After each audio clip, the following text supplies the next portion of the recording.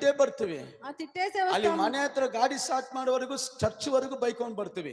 అక్కడ ఇంటి దగ్గర గాడి స్టార్ట్ చేసే వరకు తిడతాం. ಸಭೆಯವ್ರನ್ನೂ ಬೈತೀವಿ, సభ వాళ్ళు ಕೆಲವು ಸಮಯ ಸೇವಕರನ್ನು ಬೈತೀವಿ. కొన్నిసార్లు సేవకుల్ని ಎಲ್ಲ ಮಾಡ್ಬಿಟ್ಟು ಬಂದು ಇಲ್ಲಿ ಪರಿಶುದ್ಧರಾಗಿ ಕುತ್ಕೊಂಡು ఈ అన్ని పాప కార్యాలు చేసి వచ్చి ಬೈಬಲ್ ವಾಕ್ಯ ನಮಗೆ ತಿಳಿಸ್ಕೊಡ್ತದೆ. బైబిల్ వాక్యం ఇలా మనకి తెలుస్తుంది. ಕಾರ್ಯಗಳಂದ್ರೆ ಏನ್ ಅರ್ಥ?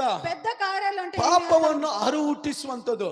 పాపం అనే దాని ಆ ಜನರೆಲ್ಲ ಸಾಮುವೇಲ್ ಹತ್ರ ಬಂದು ಹೇಳ್ತಾರೆ, ನಾವು ನಮ್ಮ ದೇವರಾದ ಯೆಹೋವನಿಗೆ ವಿರೋಧವಾಗಿ ಪಾಪ ಮಾಡಿದ್ದೇವೆ, ನಾವು ಸಾಯತಕ್ಕುವಂತವರು.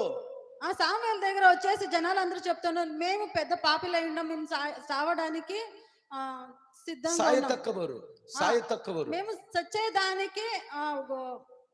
ಹಲ್ಲೆಲೂಯಾ. ಎಷ್ಟು ಜನ ರೆಡಿ ಆಗಿದ್ದೀರಾ? ಇವತ್ತು ನಮ್ಮ ಹೃದಯವನ್ನ ದೇವರು ಪರೀಕ್ಷಿಸಿ, ಈ రోజు మన హృదయాన్ని ಇವತ್ತು ನಮ್ಮೆಲ್ಲರಿಗೂ ನಾವು ಮಾಡೋ ತಪ್ಪುಗಳನ್ನ ದೇವರ ಅರಿವು ಹುಟ್ಟಿ